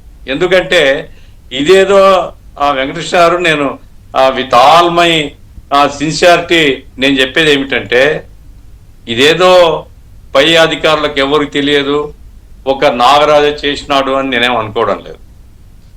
ఇది పట్టుకొని వచ్చింది కానీ, కొట్టింది కానీ, చిత్రహింసలు పెట్టింది కానీ, మరి ఏమి బయటికి తీయాలా అనేది కేవలం నేరస్తుడైతే నేరస్తుని మీద కేసు పెట్టవచ్చు, జైలు పెట్టవచ్చు. అతన్ని కావాల్సింటే ఆ murder case, Naveen Reddy murder case, దీంట్లో సాక్ష్యాధారాలు బయటకు తీసి ఉరిశిక్ష వేయమని కూడా అడగచ్చు కోర్టును. అట్లా కాకుండా మరి ఈ లైన్ ఆఫ్ యాక్షన్ ఎందుకు తీసుకున్నారు అనేది మరి నాకే తెలియదు. కాబట్టి ఇప్పుడు రెండవదండి, బస్ స్టాండ్ లో పడేసి బస్ స్టాండ్ లో ఇది అనాథ శవం అని తీసుకుని అట్లా కూడా జరగాలని స్కోప్ లేదండి. ఎందుకంటే ఎవడైతే సాయి కృష్ణ ఉన్నాడో, సాయి కృష్ణ యొక్క తల్లి కంటిన్యూస్ గా వేటాడుతుంది, ఆమె పోలీస్ స్టేషన్ పోతుంది. ఇప్పుడు ఈ సాయి కృష్ణ శవాన్ని ఇక అట్లా రిస్క్ తీసుకోరు పోలీసులు ఎప్పుడు. కానీ నాకుండే అనుభవంలో పోలీసు వాళ్ళు అటువంటి రిస్క్ తీసుకోరు. కాబట్టి మాయం చేసేసి కాల్ చేసి పడేసింటారు, అవి బయటికి రావాలా? అనాశయం ఇవన్నీ కథలే. కాబట్టి ఏమైనా దుర్మార్గం అండి. నేను చెప్పేది ఏమిటంటే, ఇక్కడ ఒక యువకుడు వాడు ఎట్టటోడో ఏమిటి మీరు కఠిన. ఇప్పుడు మొన్న ఒక కేసు వచ్చింది యూపీలో కేసు వస్తే జడ్జి ముందు నిలబడినటువంటి నేరస్తుడు ఒక అబ్బాయిని చంపిన దాని మీద అడిగితే అవును నేను చంపాను, నాకేమి నాకు రిపెంటెన్స్ ఏం లేదు, నేను బయటికి పోతే ఇంకా చంపుతా అన్నాడు. వెంటనే జడ్జి అక్కడే ప్రొనౌన్స్, మామూలుగా అయితే టైం తీసుకుంటారు, అట్లా కాకుండా ఆ రోజు సాయంకాలమే ప్రొనౌన్స్ చేశాడు అతన్ని ఉరిదీయండి అనేసి. అంటే ఇటువంటి నేరస్తులు కరుడు కట్టినటువంటి వాళ్ళు ఉంటే how to deal with them. అది ప్రభుత్వము మరి చంపడము వీళ్ళకు పోలీసులకు అధికారం లేదండి, చంపడం పరిష్కారం కాదు. కాబట్టి వాళ్ళ మీద చట్టపరంగా చర్యలు తీసుకోవాలా. ఏమైనప్పటికీ నీ మొత్తం వెబ్సైట్ లో పౌర హక్కులకు నష్టం విఘాతం వాది. సాయి కృష్ణ మంచోడు చెడ్డోడు సంబంధం లేదు, నాగరాజు మంచోడు చెడ్డోడు సంబంధం లేదు. ఎవడైనా కానీ పోలీస్ స్టేషన్ లో అంత కొట్టాల్సి, అంత చంపేంత క్రౌర్యం ఎందుకుంది పోలీసులు? ఈ రకంగా మీరు ఎక్కడ తీసుకొని పోతున్నారు సమాజాన్ని? ఇది కదా ప్రశ్న. కాబట్టి దీన్ని తీవ్రంగా ఖండించదగింది. తప్పనిసరిగా ప్రభుత్వం ఆన్సరబుల్ టు ది పీపుల్. ఈ రకమైన అంటే ఇక్కడ రెండు వస్తున్నాయి. ఒకటి, పోలీసుల బాధ్యత విచారించి తప్పును రాబట్టి కోర్టుకు ప్రొడ్యూస్ చేయడం వరకే పోలీసుల డ్యూటీ, అంతకు మించి వాళ్ళు ఇంకేం చేయడానికి లేదు. అలాగని సమాజంలో ఎన్కౌంటర్లు జరగట్లేదా, బూటకపు ఎన్కౌంటర్లు అంటే బోల్డ్ జరుగుతున్నాయి, కానీ వాటి మీద విచారణ వేసినా కూడా ప్రూవ్ కావట్లేదు. ఇందాక అనుకున్నదే అవి జరుగుతూనే ఉన్నాయి. కానీ ఇక్కడ పౌర హక్కుల విషయానికి వచ్చేసరికి నాగరాజు బాధితుల కంటే సాయికృష్ణ బాధితులు ఎక్కువ ఉన్నట్టుగా కనపడతా ఉంది. ఎందుకంటే ఇప్పుడు నాగరాజు కూడా పెద్ద ర్యాలీలు అవుతున్నాయి. అలాగని మనం చట్టాన్ని ధిక్కరించకూడదు, చట్టాన్ని చేతుల్లోకి తీసుకోకూడదు. That is also there. ఒక్క నిమిషం సార్, నా పాయింట్ ఏమంటే వెంకటకృష్ణ గారు, దానికి కూడా పోలీసులే బాధ్యులు. అదే ఇప్పుడు విజయవాడ నగరంలో రౌడిజం పెరుగుతుందంటే పోలీసులకు తెలియకుండా పెరుగుతుందండి. అదే సార్, ఇప్పుడు నాకెవరో ఒక మెసేజ్ పెట్టారు, అసలు కృష్ణలంక పోలీస్ స్టేషన్ లో పనిచేయడానికే పోలీసులు ఇష్టపడరు లేదా భయపడతారు, అలాంటి స్టేషన్ అది, ఆ లిమిట్స్ అలాంటివని ఎవరో మెసేజ్ పెట్టారు. నిజమే, అక్కడంతా అల్లరి మూకలు, ఈ చిల్లర గ్యాంగులు, బ్లేడ్ గ్యాంగ్స్ అని వస్తా ఉంటాయి. అది సెపరేట్ ఇష్యూ అనుకోండి. రైట్. పటాన్ గారు నమస్కారం. సార్ వెంకటకృష్ణ గారు, నాట్ ఓన్లీ కృష్ణలంక, విజయవాడలో ఈ మధ్య రేస్ జరిగింది. రౌడీలు అవును కారులతో గుద్దుకున్నారు. ఇవన్నీ పత్రికల్లో వచ్చినాయి, బ్లేడ్ క్లాస్ వచ్చినాయి. ఆ విజయవాడలో రౌడిజం పెరుగుతున్నది అది అందరికి తెలుసు. రౌడిజం పెరుగుతుంది అన్నప్పుడు పోలీసు వాళ్ళ యొక్క నిర్లిప్తత లేకుండా రౌడిజం పెరగదు. లేకుంటే బయట చంపుకోండి మీ ఇష్టం అని చెప్పి మొన్ననే కదా రోడ్డు మీదనే రెండు జీపులతో గుద్దుకున్నారు ఇద్దరు పిల్లలు, వాళ్ళు కావాలని. అంటే ఆ రకమైన కల్చర్ ఎందుకు డెవలప్ అవుతుంది విజయవాడ? సరే, అది సెపరేట్. విజయవాడని మరి ఉక్కుపాదంతో అణిచేస్తారా విజయవాడలో అల్లరి మూకల్ని చంద్రబాబు నాయుడు? చూడాలి, అది ఒక మాట మాట్లాడదాం తర్వాత. పటాన్ గారు గుడ్ ఈవినింగ్ అండి. పటాన్ గారు, ఇది లా అండ్ ఆర్డర్ ఏమో ముఖ్యమంత్రి గారికి డైరెక్ట్ ఆయన పరిధిలో ఉండే విభాగం. ఇటు చూస్తేనేమో రాష్ట్రాన్ని ఊపేస్తున్న రాజకీయ అంశం ఇది. ఈ అంశంలో సిట్ వేశారు. సిట్టు వేసిన రిమాండ్ రిపోర్టు తప్పుల తడకగా ఉంది, లోపభూయిష్టంగా ఉంది అనేది ఒక విమర్శ చాలా గట్టిగా వస్తూ ఉంది. ఎందుకంటే నేను మళ్ళీ పదే అడగాల్సి వస్తుంది, కానీ తప్పడంలా. లాకప్ డెత్ అంటారు, కస్టోడియల్ డెత్ అంటారు, గాయాలతోనే చనిపోయారంటారు, డెడ్ బాడీని మాయం చేశారంటారు. సింక్ అవట్లేదు ఏంటంటే డెడ్ బాడీ, లాకప్ డెత్ అయితే డెడ్ బాడీ ఏది, గాయాలతో చనిపోతే డెడ్ బాడీ ఏది, మాయం చేస్తే ఎవరు మాయం చేశారు, ఎక్కడ మాయం చేశారు, ఎలా మాయం చేశారు, ఇవేవీ లేవు. అన్నిటికీ ఒకటే, అతను సమాధానం చెప్పట్లేదు. అతను సమాధానం చెప్పతే ఇవన్నీ ఎవరు చెప్పారు మరి ఇవన్నీ? సో మీకేమనిపించింది చెప్పండి. వికే గారు, మీకు ప్యానెల్లో ఉన్న పెద్దలకి, ఏవియన్ ప్రేక్షకులందరికీ నమస్కారం సార్. ఇప్పుడు ఇవాళ సిఐ నాగరాజు, అరెస్ట్ అయినటువంటి సిఐ నాగరాజు యొక్క రిమాండ్ రిపోర్ట్ లో చాలా స్పష్టంగా సాయి కృష్ణది కస్టోడియల్ డెత్ అని తేల్చడం జరిగింది. ఇది ప్రాథమిక విచారణలో భాగంగా తేలినటువంటి అంశం. అంటే ఇంకా విచారణ ముగిసిపోలేదు. సిఐ నాగరాజు అరెస్ట్ తో అయిపోయింది, సిట్ బాధ్యత అయిపోయింది, సిట్ ఎంక్వైరీ ముగిసిపోయింది అనుకోవటానికి లేదండి. సిట్ ఇనీషియల్ ఫైండింగ్స్ తో సిఐ నాగరాజ్ ని ఇమీడియట్ గా అరెస్ట్ చేశారు. కోర్టులో ప్రొడ్యూస్ చేసినప్పుడు రిమాండ్ రిపోర్ట్ ప్రజెంట్ చేయాలి కాబట్టి ఆ రిమాండ్ రిపోర్ట్ లో మా ఇనీషియల్ ఎంక్వైరీలో నాగరాజ్ని కస్టడీలోనే నాగరాజ్ మరణానికి కారకుడయ్యాడు, సాయి కృష్ణ మరణానికి సిఐ నాగరాజు కారకుడయ్యాడు అనే విధంగా వాళ్ళు ఒక నిర్ధారణకు వచ్చి అతన్ని అరెస్ట్ చేసి కోర్టులో ప్రొడ్యూస్ చేయడం జరిగింది. నెక్స్ట్ ప్రశ్న, మీరు అడిగేటటువంటి ప్రశ్న, సాయి కృష్ణ కస్టడీలోనే మరణించినప్పుడు అతని పార్థివ దేహం ఏమైందన్న ప్రశ్న ఉత్పన్నం అవుతుంది. ఇప్పుడు దానిపైన సిట్ విచారణ జరుగుతుంది. సిట్ అధికారులు కృష్ణలంకలో ఉన్నటువంటి మన అంతిమ సంస్కారాలు చేసేటటువంటి ఆ శ్మశాన వాటికి వెళ్లి అక్కడ ఉన్నటువంటి వారిని అందరికీ కూడా విచారించడం, పర్టికులర్ డేస్ లో అనాథ శవాల్ని అక్కడ దహనం చేసినటువంటి ఆ వివరాలు సేకరించడం, ఇవన్నీ కూడా జరుగుతూ ఉన్నాయి. డెడ్ బాడీస్ ఎన్ని వచ్చాయి, అన్ఐడెంటిఫైడ్ డెడ్ బాడీస్ ఏమైనా వచ్చాయా, ఎట్లా ఎవరి ద్వారా అది దహనం జరిగింది, ఎవరు దహన సంస్కారాలు చేశారు, ఇవన్నీ కూడా దర్యాప్తు ఇంకా కొనసాగుతుంది. అది మనం అర్థం చేసుకోవాల్సి. It is only initial finding that custodial death అన్నది. రెండోది వికే గారు,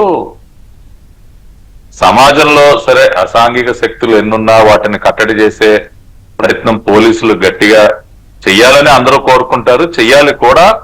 విజయవాడలో ఈ రోజున లా అండ్ ఆర్డర్ విషయంలో ఎక్కడ ఉపేక్షించకుండా పోలీస్ శాఖ ఆ విధంగానే చేస్తోంది. కానీ చేసే క్రమంలో మనుషులు చనిపోయే విధంగా ఆ రకంగా కస్టడీలో టార్చర్ చేయటం కూడా కరెక్ట్ కాదు. దాన్ని ఎవరు కూడా సమర్థించరు.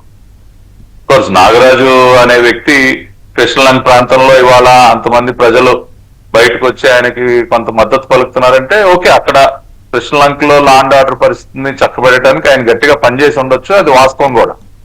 కానీ ఆ క్రమంలో ఈ విధంగా చేయటం కూడా కరెక్ట్ కాదు. లా అండ్ ఆర్డర్ కంట్రోల్ చేయాలి, కానీ ఈ రకంగా మనుషుల్ని పోలీస్ స్టేషన్ లో చంపేస్తే ఇంకా కోర్టులు ఎందుకు, ఇంకా మిగతా వ్యవస్థలన్నీ దేనికండి? కాబట్టి దాన్ని ఈ ప్రభుత్వం ఎట్టి పరిస్థితుల్లో సమర్థించే ప్రసక్తే లేదు. అందుకనే ఇమ్మీడియట్ గా చంద్రబాబు నాయుడు గారు విచారణకు ఆదేశించడం, అతను సస్పెండ్ చేయటం, సిట్ను వేయటం, చాలా క్విక్ గా ఈ పరిణామాలన్నీ కూడా మనం చూస్తూ ఉన్నాం.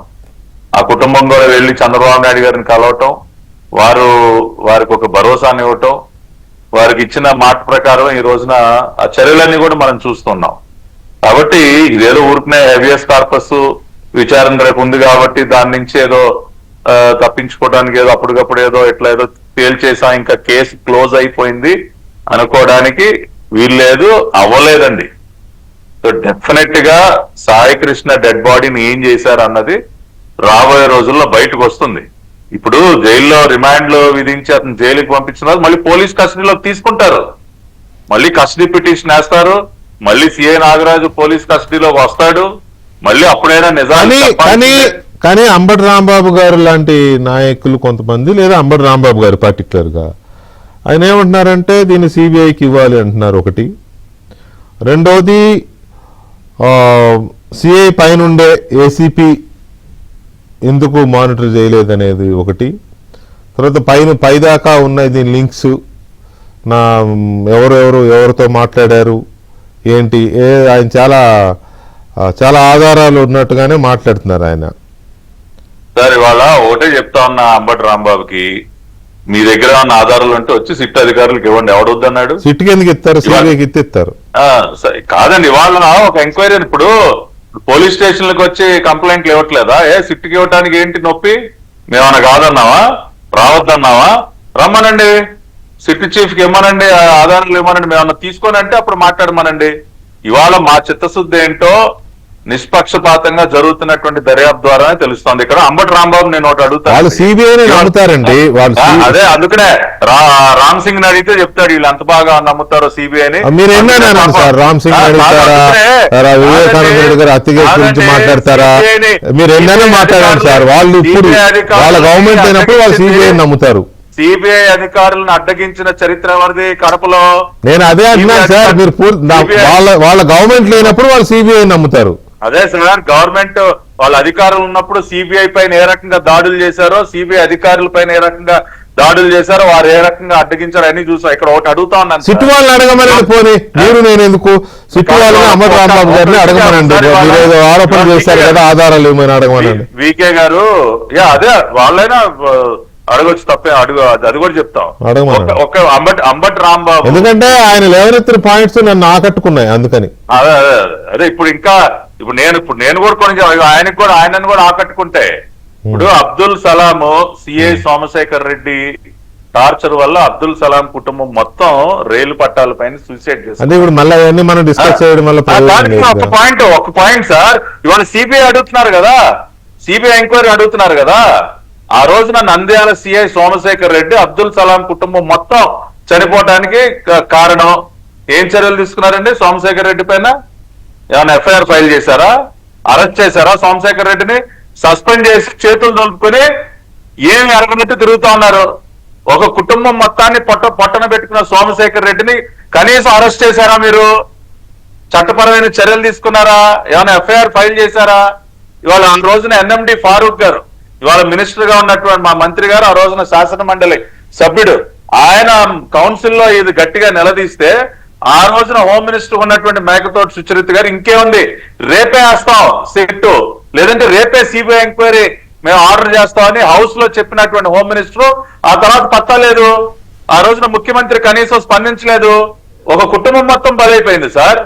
సర్లే, వారి జిల్లాలోనే అమర్నాథ్ అనే బాలుని నిలువున తగలబెట్టేస్తే, అమర్నాథ్ గౌడ్ని తగలబెట్టేసిన రోజున ఏమైపోయాడు? ఇవాళ మాట్లాడుతున్నటువంటి ఈ అంబటి ఇవాళ ఇట్లా తవితే చాలా ఉంటాయి సార్. అందుకు ఇవాళ మేము ఒకటే చెప్తా ఉన్నాం.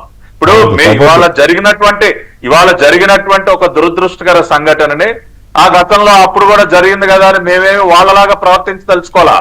మేము బాధ్యతగా పనిచేస్తా ఉంది ప్రభుత్వం, చర్యలు తీసుకుంటా ఉంది, అతని పైన యాక్షన్ తీసుకుంది, అరెస్ట్ చేశాం, ఇంకా కూడా దర్యాప్తు కొనసాగుతుంది. ఖచ్చితంగా ఒక్క సిఐ నాగరాజ్ తోనే ఆగదండి ఇది. సిఐ నాగరాజుకి సహకరించినటువంటి వ్యక్తులు కూడా అరెస్ట్ అవుతారు. ఇవాళ అది కూడా చెప్తా ఉన్నాయి. వాళ్ళ సిఐ నాగరాజు ఒక్కడే ఇదంతా ఎలా చేస్తాడండి? ఇదంతా అతను ఒక్కడి వల్ల అయ్యేది కాదు. అతనికి సహకరించినటువంటి వ్యక్తులు ఎవరు? కానిస్టేబుల్స్ ఎవరు, లేకపోతే ఇంకొక ఇతర అధికారులు ఎవరు ఉన్నారా? మొత్తం అంతా కూడా బయటకు తీస్తాం. ప్రతి ఒక్కరు కూడా ఇవాళ వాళ్ళు శిక్ష అనుభవించి తీరాల్సిందే. ఎట్టి పరిస్థితుల్లో సమర్థించేది లేదు. నాగరాజు గారు ఓకే, ఆయన మంచి పనులు చేసి ఉండొచ్చు ఆ ప్రాంతంలో, ఇవాళ అసాంఘిక శక్తులను కట్టడి చేయడానికి గట్టిగా కృషి చేసి ఉండొచ్చు, కానీ దాని ఫలితం ఈ విధంగా ఉండకూడదు కదా సార్. ఇప్పుడు నాగరాజు గారు ఇప్పుడు చాలా మంది సిన్సియర్ ఆఫీసర్, కరెక్టే, కానీ విజయవాడలో ఈ రకమైన రౌడీయిజం అంటే, సారీ టు సే, విజయవాడ వాసులకి కొంతమందికి బాధ కలగొచ్చు. ఇలా అంటే విజయవాడ అంటేనే రౌడీలు అని ఎప్పటి నుంచో ఉన్న ఇది, అది అలాగే ఎందుకు ఉంటుంది? అది ఎందుకు పోవట్లేదు? ప్రభుత్వాలు మారుతున్నా ఏం మారుతున్నా అక్కడున్న అల్లరి వ్యవహారాలు, చిల్లర వ్యవహారాలు, బ్లేడ్ బ్యాచ్లు, అమ్మాయిల్ని ఏడ్పించడాలు, రేపులు, మర్డర్లు. మీరు ఎంత నిన్నగాక మొన్నే సార్ ఇద్దరు జీపులతో గుద్దుకున్నారు అక్కడక్కడ. ఏంటది? అది విజయవాడ. ఒక్క నిమిషం, అదే చెప్పినాండి. 1980 నుంచి ఐఎమ్ సిటిజన్ ఆఫ్ విజయవాడ. 46 సంవత్సరాలుగా విజయవాడ వాసిని నేను. ఇవాళ ఒక విజయవాడ వాసిగా చెప్తా ఉన్నా, 1924 మధ్య విజయవాడ నగరంలో ఎన్ని అరాచకాలు జరిగాయో, ఎంతమంది ఇళ్ల మీదకి పడి ఎన్ని దాడులు చేశారో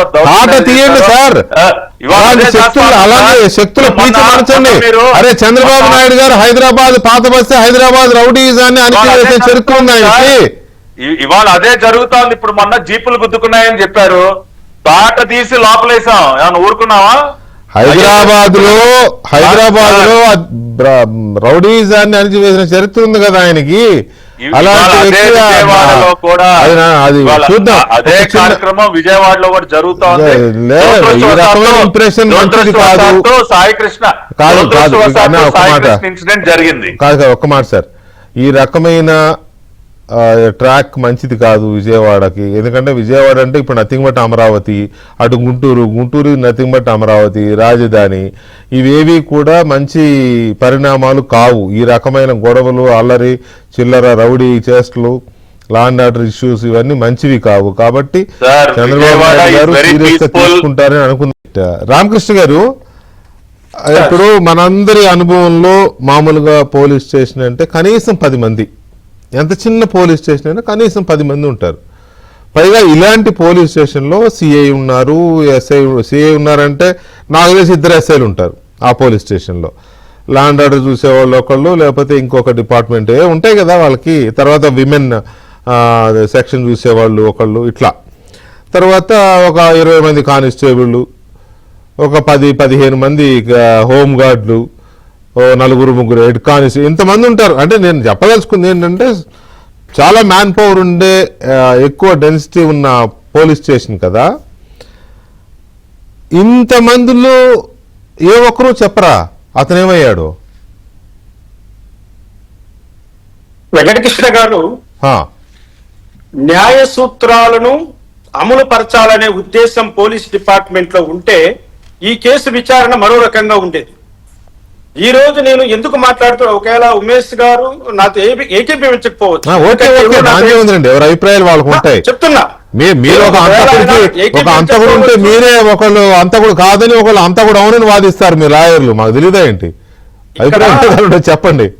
కాదు, నేను అంటున్నది ఏంటంటే ఇప్పుడు ఆ రిమాండ్ రిపోర్టు న్యాయ సూత్రాలకు లోబడి ఉందా లేదా అన్నది మాత్రం నేను చెప్పదలుచుకున్నా.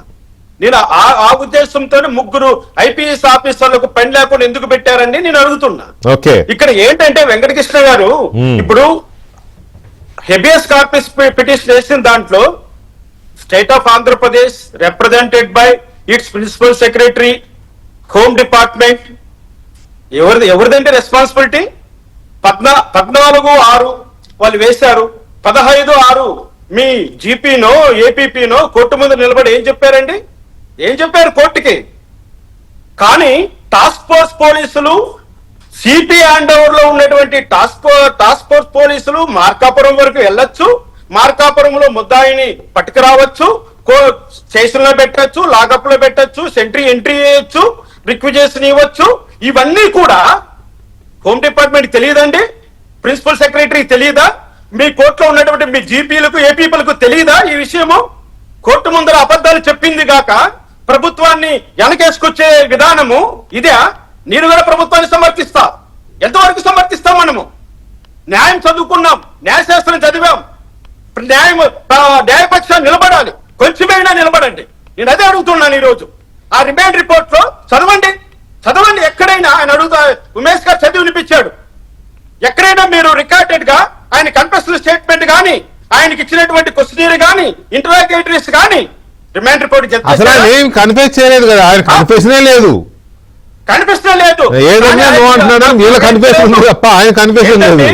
అది ఒక ఐవో చెప్పాల్సిన మాటేనా? ఒక ముద్దాయిని మీరు విచారణ చేసేటువంటి ప్రక్రియ ఇదేనా? క్రిమినల్ రూల్స్ ఆఫ్ ప్రాక్టీస్ ఏమైపోయాయి? పోలీస్ మాన్యువల్స్ ఏమైపోయాయి? బిఎన్ఎస్ఎస్ ఏమైపోయింది? సిఆర్పిసి ఏమైపోయి? నేను అడుగుతున్నది ఏంటంటే, ఎవరైనా ఏ ప్రభుత్వమైనా పౌర హక్కులను కాపాడినప్పుడే మిమ్మల్ని ఎవరైనా గౌరవిస్తారు.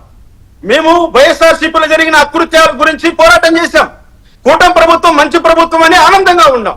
ఇటువంటి పోలీసుల వల్ల ఈ రోజు కూటమి ప్రభుత్వం కూడా ఇటువంటిది అన్నటువంటి అభిప్రాయం ప్రజలు ఏర్పడిందా లేదా? నిజం చెప్తున్నా వెంకటకృష్ణ గారు, మీరు బస్ ఎక్కండి, ట్రైన్ ఎక్కండి, ఎక్కడైనా 10 మంది ఉంటే పోయి అక్కడ నిలబడండి. ఇదే డిస్కషన్, ఇదే యూట్యూబ్ ఛానల్స్, వీళ్ళు మాట్లాడుతున్న మాటలే అందరూ ఇదే పని పెట్టారు. అంటే ప్రజల్లో ఇంత కమోషన్ తీసుకొచ్చినటువంటి ఈ సబ్జెక్ట్ ను డీల్ చేసే విధానం ఇదేనా ప్రభుత్వము?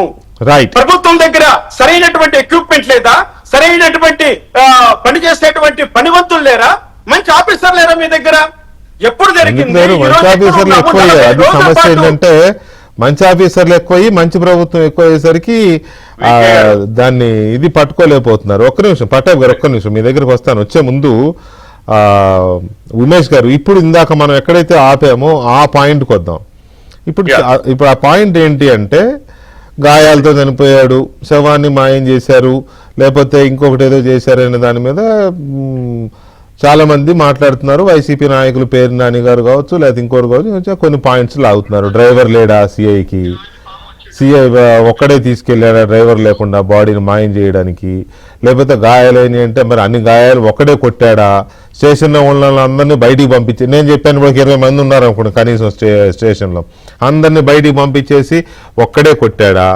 ఒక్కడే కాళ్ళు కట్టేశాడా, ఒక్కడే చేతులు కట్టేశాడా, ఒక్కడే అందరి కళ్ళు కప్పేసి సీసీ కెమెరాల ఫుటేజ్ మాయం చేశాడా? ఇన్ని క్వశ్చన్లు పేరినాని ఏంటండి? నా ప్రోమో అంతకు ముందే వచ్చింది, ఆయన మాట్లాడడానికి ముందే నేను ప్రోమో రిలీజ్ చేశా. అందరికి వస్తాయి ఆ డౌటు, ఒక్క ఆయనే కాదు కదా. తర్వాత ఇందాక ఆయన అడిగినట్టుగా ఇప్పుడు పైనుంచి రిపోర్ట్స్ ఉంటాయి కదా, దాదాపు 4 రోజులు ఒక ముద్దాయి నిందితుడు నాన్ బెయిలబుల్ వారెంట్ మీద తీసుకొచ్చిన అతను మీ దగ్గర ఉన్నాడు అని అంటే ఫాలో అప్ ఉండాలి కదా, top to bottom.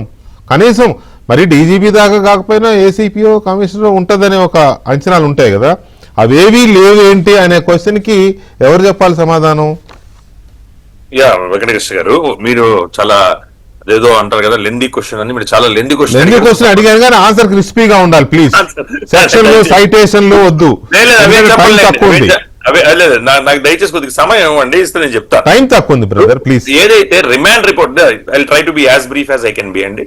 Remand report అనేది వేరు, చార్జ్ షీట్ అనేది వేరు. చార్జ్ షీట్ లో మొత్తం ఇన్వెస్టిగేషన్ కంప్లీట్ అయిన తర్వాత సిట్ వారు వేసేదాన్ని చార్జ్ షీట్ అంటాం. మీరు ఒకసారి అబ్జర్వ్ చేస్తే 21వ తారీఖు కాన్స్టిట్యూట్ చేస్తే సిట్ ని 23వ తారీఖు అరెస్ట్ జరగడం జరిగింది నాగరాజు, ఆయన ఎస్సీఏ గారిని, నాగరాజు గారిని ఈ రోజు రిమాండ్ చేయడం జరిగింది. సో అండ్ ఇప్పుడు క్లియర్ గా ఏదైతే మనం క్వశ్చన్లు రైజ్ చేస్తున్నామో, మీరు రైజ్ చేస్తున్నారో లేదా మిత్రులు రామకృష్ణ గారు రైజ్ చేస్తున్నారో, అవన్నీ సిట్ వారు పొందుపరచడం జరిగింది.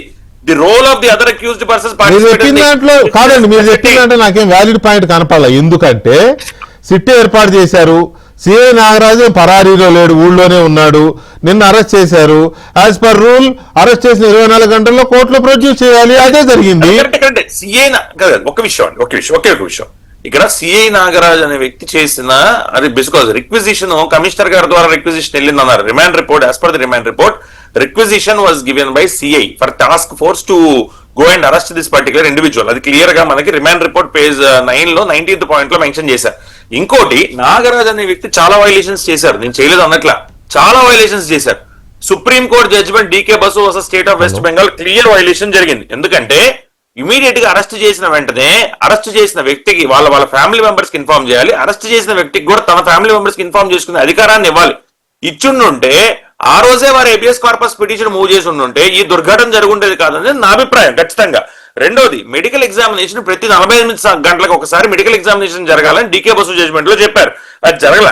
అలాగే పోలీస్ కంట్రోల్ రూమ్ కూడా అరెస్ట్ జరిగిన వెంటనే అది ఇన్ఫర్మేషన్ వాళ్ళకి. అన్నిటికన్నా ఇంపార్టెంట్ విషయం ఏంటంటే అందరూ which is missing the discourse, public discourse miss అవుతుంది. ఏంటంటే అరెస్ట్ ని రిపోర్ట్ చేయలేదు అసలు. First of all arrest report జరిగితే 24 గంటల మ్యాజిస్ట్రేట్ గారి ముందు ప్రవేశపెట్టాల్సిన ఒక ఆబ్లిగేషన్ ఉంటుంది. కాబట్టి నాగరాజ్ గారు అరెస్ట్ ని రిపోర్ట్ చేయలేదు అనేది ప్రైమరీ ఎలిగేషన్. ఇప్పుడు అందరం అడుగుతుంది ఏంటి, దీనిలో ఎవరు ఇన్వాల్వ్ అయ్యారని తల్లి గారు చెప్పలేకపోతున్నారు, మీరు చెప్పలేరు, నేను చెప్పలేదు. ఐదర్ చనిపోయిన సాయికృష్ణ వచ్చారన్నా చెప్పాలి, లేదా ఇన్వెస్టిగేషన్ చేస్తున్న సిట్ అధికారులు అని చెప్పాలి. ఈ పట్టుకున్న మొదటి రోజే అందరి పేర్లు బయటకు వచ్చేయాలి, ఇంకా అలాంటప్పుడు ఛార్జ్ షీట్ వేసేయాలని చెప్తున్నారు మీరు. ఛార్జ్ షీట్ వేయడానికి కొంచెం సమయం ఉంటుందండి. ఇన్వెస్టిగేషన్ సిట్ వారిని మొన్న కదా వాళ్ళని ఇప్పుడు పట్టుకున్నారు. ఇందాక మన పట్టాభి గారు కూడా చెప్పినట్టు కూడా తర్వాత పోలీస్ కస్టడీ తీసుకుంటారు, పోలీస్ కస్టడీలో మళ్ళీ ప్రశ్నిస్తారు. ఎవరెవరైతే అక్కడ ఆ రోజు ఎగ్జామిన్ చేసి ఓన్లీ 1 పాయింట్ లీగల్ పాయింట్, విట్నెస్లను ఎగ్జామిన్ చేసిన తర్వాత వాళ్ళ రోల్ కనుక ఎస్టాబ్లిష్ అయితే వాళ్ళని అక్యూజర్ గా ఛార్జ్ షీట్ లో చూపించవచ్చు, అది ప్రొవిజన్ ఉన్నది. అదన్నీ వదిలేసి ఇమీడియట్ గా నిన్నేదో జరిగింది కాబట్టి ఇమీడియట్ గా ఈ రోజు అందరిని ఉన్న వాళ్ళందరినీ తీసుకొచ్చేసి అక్యూజర్ గా చూపించేయాలంటే అలా ఎలా కుదురుతుందండి? ప్రైమరీ అక్యూజర్, నేను లీగల్ గా మాట్లాడుతున్నాను, ఖచ్చితంగా నేను మిమ్మల్ని వైలేట్ చేయడం లేదు. జరిగింది చాలా దాష్టికం. అది రాష్ట్రంలో ఇంకా మరొకసారి జరగకూడదు అంటే due process of law follow అయ్యి రెస్పాన్సిబుల్ ఇండివిజువల్స్ ఎవరైతే ఉన్నారో లేదా ఆఫీసర్స్ కానీ లేదా శిక్షించాలి.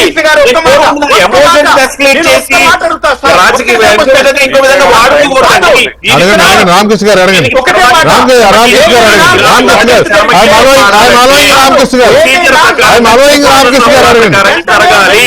రామకృష్ణ గారు అడగండి. సార్ లాకప్ డెత్ జరిగితే వెంటనే మెజిస్ట్రేట్ ఇన్ఫార్మ్ చేయలేదా? చెయ్యలేదని రాశారు కదా సిట్ వారు. అది రాశారు, కోర్టును తప్పుదో పట్టించారని రాశారులే, కోర్టును తప్పుదో పట్టించారని రాశారు.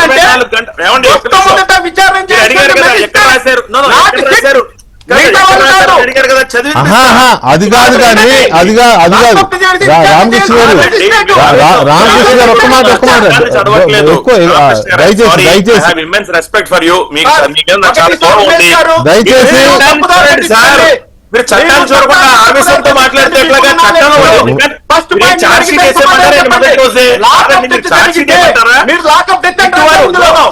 సిట్ వారు చార్జ్ షీట్ వేయమంటారా ఏంటి మొదటి రోజే? ఎగ్జామిన్ చేయాలి కదా. అడుగుతున్నది ఏంటి? లాకప్ డెత్ జరిగితే ఫస్ట్ పాయింట్ ఏంటి? జ్యుడిషియల్ మేజిస్ట్రేట్ ఫస్ట్ క్లాస్ రావాలి, ఆయన విచారణ చేయాలి. అది జరగలేదు. ఒక్క నిమిషం అండి, ఒక్క నిమిషం.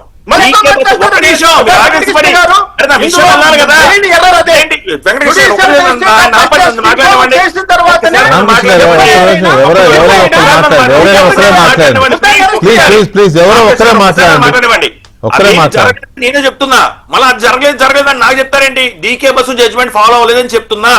ఇన్వెస్టిగేషన్ ఆఫీసర్ ఇమీడియట్ గా వాళ్ళ పేరెంట్స్ ఎవరో ఒకరికి ఇన్ఫార్మ్ చేయాలి. Right, okay, you made your point కదా. ఇక్కడ పాయింట్ ఏంటంటే ఇక్కడ పాయింట్ ఏంటంటే ఉమేష్ గారు, you made your point perfect, no doubt. కాకపోతే ఇక మీరు అన్న దాంట్లో ఏంటంటే ఇది రిమాండ్ రిపోర్ట్ మాత్రమే, ఇప్పుడే ఛార్జ్ షీట్ వేసేయమంటారా అని మీరు అంటున్నారు. రైట్, ఇది ఛార్జ్ షీట్ సార్ కరెక్టే, మీరు చెప్పింది కరెక్టే, మీరు చెప్పింది కరెక్టేనండి, ప్రభుత్వం సార్ ఇది మీరు చెప్పింది కరెక్టేనండి. అది లీగాలిటీస్ ఉంటాయి, ప్రభుత్వమే అది కొంత మాకు తెలుసు, మేము లా చదువుకుపోయిన కొంత మినిమం నాలెడ్జెస్ ఉంటాయి కదా. నేను అనేది ఏంటంటే అదే దయచేసి అర్థం చేసుకోండి సార్, ప్లీజ్ దయచేసి అర్థం చేసుకోండి. నేను పాయింట్ ఏంటంటే ఇక్కడ మీరు ఇది ఛార్జ్ షీట్ కాదు కదా అన్నారు. ఛార్జ్ షీట్ కాదు, ఛార్జ్ షీట్ అయితే కాదు. కానీ ఈ రిమాండ్ రిపోర్ట్లో కొన్ని సర్కమ్స్టాన్షియల్ ఎవిడెన్సెస్ అన్నా ఉండాలిగా. అబ్జర్వేషన్స్, సిట్ అబ్జర్వేషన్స్, పోలీస్ స్టేషన్లో ఎంతమంది ఉన్నారు, తీసుకొచ్చిన వాళ్ళు ఎవరు, మార్కాపురం నుంచి ఎన్ని రోజులు స్టేషన్లో నేను చూశానండి.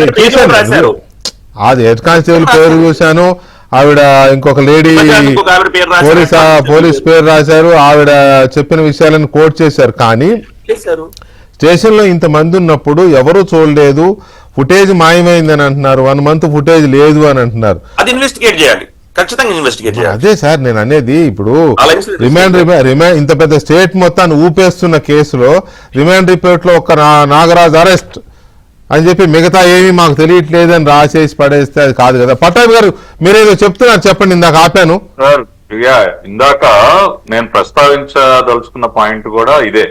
ఇప్పుడు దాదాపు 20కి పైగా కేసులు ఎదుర్కొన్న వ్యక్తిగా, 2 సార్లు జైలుకి వెళ్ళి వచ్చిన వ్యక్తిగా, రిమాండ్ రిపోర్ట్ ఏంటి, ఛార్జ్ షీట్ ఏంటి, న్యాయస్థానంలో ఏం జరుగుతుంది, ఇవన్నీ నాకు కూడా తెలుసు.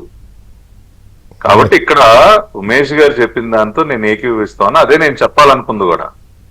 రిమాండ్ రిపోర్ట్ అనేది వేరు, ఛార్జ్ షీట్ వేరు. రిమాండ్ రిపోర్ట్ లో అన్ని అంశాలు ప్రస్తావించరు. ప్రాథమికంగా అరెస్ట్ కి కావలసినటువంటి ఇంగ్రీడియంట్స్ ఏవైతే ఉన్నాయో అంతవరకే మెన్షన్ చేస్తారు. మేము ఎందుకు ఈ వ్యక్తిని అరెస్ట్ చేసి కోర్టులో ప్రొడ్యూస్ చేస్తా ఉన్నాం, రిమాండ్ ఎందుకు కోరుతా ఉన్నదాన్ని సమర్థించుకోవడానికి బ్రీఫ్ గా రిమాండ్ రిపోర్ట్ లో they will mention few points. But that is not the end of the story. వాళ్ళు ఛార్జ్ షీట్ ఫైల్ చేసే సమయానికి ఇంకా బోల్డ్ అంత ఇన్వెస్టిగేషన్ జరుగుతుంది.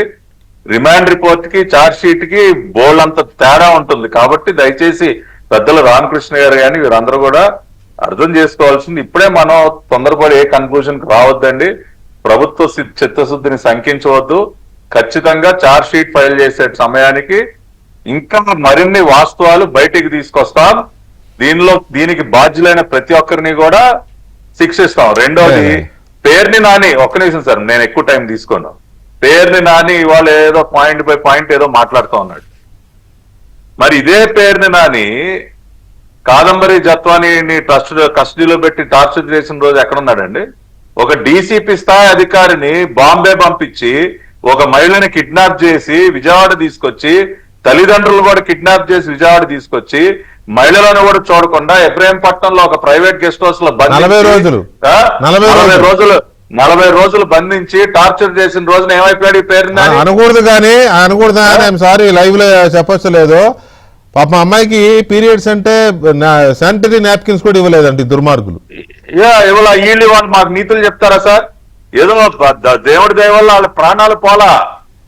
ఆ ముగ్గురు ఆ తల్లిదండ్రులు నిజంగా ఆవిడ కన్నీరు పెట్టుకుంటే చెప్పింది, నా తండ్రి చనిపోతారేమో, ఆరోగ్యం బాగాలేదని నేను ప్రతిరోజు భయపడేదానని చెప్పి. ఆ లెవెల్లో మహిళలను కూడా చూడకుండా పోలీస్ స్టేషన్ లో కూడా కాదు, ప్రైవేట్ గెస్ట్ హౌస్ లో టార్చర్ చేసి ఇవాళ మీరు వాళ్ళు పాఠాలు చెప్తే అది ఎవరు కూడా వినే పరిస్థితులు ఎవరు లేరు. అక్కడ దాకా ఎందుకంటే దళిత డ్రైవర్ ని చంపి డెలివరీ చేసినవాడు వీళ్ళతో పాటు ఎమ్మెల్సీగా తిరుగుతున్నాడు. ఆ పక్కన కూర్చొని మాట్లాడతారు వీళ్ళు ఎక్కువ మాటలు. మనం వాళ్ళని కోట్ చేయట్లేదు, నేను చేయట్లేదు, మీరే చేస్తారు. నేను ఎస్పెషలీ పోలీస్ కస్టడీ టార్చర్ గురించి మనం డిస్కస్ చేస్తున్నాం కాబట్టి గుర్తు చేస్తా ఉన్నా. అంటే ప్రభుత్వ చిత్తశుద్ధిని శంకించొద్దు అన్నారు కాబట్టి నేనేమంటానంటే ప్రభుత్వ చిత్తశుద్ధిని కానీ చంద్రబాబు నాయుడు గారు ఈ ఫ్యాక్షనిజం విషయంలో, రౌడీయిజం విషయంలో, ఈ విషయాల్లో ఆయన ఎంత స్టబన్గా ఉంటాడో, ఎంత స్ట్రిక్ట్గా ఉంటాడో తెలుసు, అందరికీ తెలుసు. ప్రభుత్వ చిత్తశుద్ధిని ఎవరు శంకించట్ల. కానీ విజయవాడ పోలీసులకి ఒక హిస్టరీ ఉంది. ఏంటది? ఒక ఆయేషా మీరా కేసు తీసుకోండి ఎగ్జాంపుల్, గఫూర్ గారు ఆయేషా మీరా కేసు తీసుకోండి. 12 ఏళ్ళు 14 ఏళ్ల తర్వాత 3 సార్లు సమాధిలోంచి బాడీని తీసి ఎముకలు తీసి ఎవరు దొరకలేదని చెప్పి మళ్ళీ మూసేశారండి, కేసు మూసేశారు. పోలీసులు దర్యాప్తు చేశారు, సిబిఐ దర్యాప్తు చేసింది, ఎవరు చేశాడో తెలియదని మూసేశారు, కేసు మూసేశారు. ఇంతకంటే దారుణం ఇంకేమైనా ఉంటుందా? అదిగో అలాంటి హిస్టరీ ఉన్న ద గ్రేట్ ఏపీ పోలీస్ కాబట్టి ఇలాంటి సందేహాలు తప్ప. AP police is different today, Vijayawada police is different today. Vijayawada police ఈ రోజు అంటే అప్పుడున్న పోలీసులకు చేత కాదనా మీ ఉద్దేశం? సార్ ఇవాళ 100 రెట్లు బెటర్ ఇవాళ రాష్ట్రం. అవునండి, అప్పుడున్న పోలీసులకు చేత కాదనా మీ ఉద్దేశం? ఇప్పుడు అప్పుడున్న పోలీసులు కొన్ని కబంధ హస్తాల్లో చిక్కుకుపోయిన పోలీస్ అది. కొంతమంది సైకిల్ 5 ఏళ్ళు మీరు ఉన్నారు, ఆ మాటకు వస్తారు. సారీ టు సే 14 to 19 మీరే ఉన్నారు. మరి సార్ నేను ఇవాళ ఒక ఆయేషా మీరా కేసు గురించి మాట్లాడలా. అది కూడా వన్ ఆఫ్ ది అసలు క్లోజ్ చేసిన కేసు కదా, క్లోజ్ చేసిన కేసు కూడా ఎగ్జాంపుల్ తీసుకున్నా నేను. రైట్, ఓకే, దాన్ని అక్కడ ఆపండి. ఇంకా గఫూర్ సార్ ప్లీజ్. వెంకటకృష్ణ గారు, ఆయేషా మీరా కేసులో ముద్దాయిలు ఎవరు అంటే నేరస్తులు ఎవరు అనేది ఆనాడు రాజశేఖర రెడ్డి గారు తెలుసండి, అందరికీ తెలుసు, ప్రపంచం మొత్తానికి తెలుసు. తెలుసు. ఉద్దేశపూర్వకంగా ప్రభుత్వం అక్సెప్ట్ చేసింది దాన్ని. చాలా దుర్మార్గం అది. ఇప్పుడు పోతే నేను ఇంక దాంట్లోకి పోను. ఇప్పుడు ఒకటి సార్, టాస్క్ ఫోర్స్ పోలీసు వాళ్ళు at the requisition of the CI మేము తీసుకుని వచ్చినామని చెప్తున్నారు. అంటే కమిషనర్ తెలిసే కదా, సిటీ కమిషనర్ కు తెలిసే టాస్క్ ఫోర్స్ పోలీసులు పోయేది. ఎందుకంటే ఈయన కమిషనర్ రాస్తాడు, టాస్క్ ఫోర్స్ వేరే కాదు, కమిషనర్ రాస్తే కమిషనర్ పంపిస్తాడు. So it is under the knowledge of the commissioner ఒకటి. రెండవది ఏమంటే వాళ్ళు తీసుకుని వచ్చి హ్యాండ్ ఓవర్ చేసింటారు. ఒక్కడు కొట్టడండి, సిఐలు ఒక్కడు కొట్టడు. ఆ టీము పట్టాభి గారు చెప్పారు కాబట్టి దాన్ని ఒత్తిడి చేయని తప్పనిసరిగా బయటకు వస్తుంది. సిన్సియారిటీ ఉంటే ఒక్కడు కాదు, ఆ మాటకు వస్తే అసలు కొట్టడేమో, వేరే వాళ్ళతో కొట్టిస్తాడేమో. వేరే వాళ్ళు జనరల్ గా దానికి నోటెడ్ వాళ్ళు ఉంటారండి, కొట్టే దాంట్లో కూడా నోటెడ్ ఫెలోస్ ఉంటారు, ఎక్స్పర్టైజ్ చేసే వాళ్ళు కొంతమంది ఉంటారు. కాబట్టి ఇది బయటకు వస్తుంది సిన్సియారిటీ ఉంటే. నా ఉద్దేశం అంటే నేను నమస్కారం చేసి చెప్తున్నాను, రామకృష్ణ గారు ఆయన ఎల్లప్పుడూ జగన్మోహన్ రెడ్డి ప్రభుత్వానికి వ్యతిరేకంగా పోరాడిన వ్యక్తి. ఆయన ఆవేదన అర్థం చేసుకోండి. అట్లాగే మేము కూడా పౌర హక్కుల విషయంలో మేము కులం యాంగిల్ లో ఎప్పుడు చూడలేదు.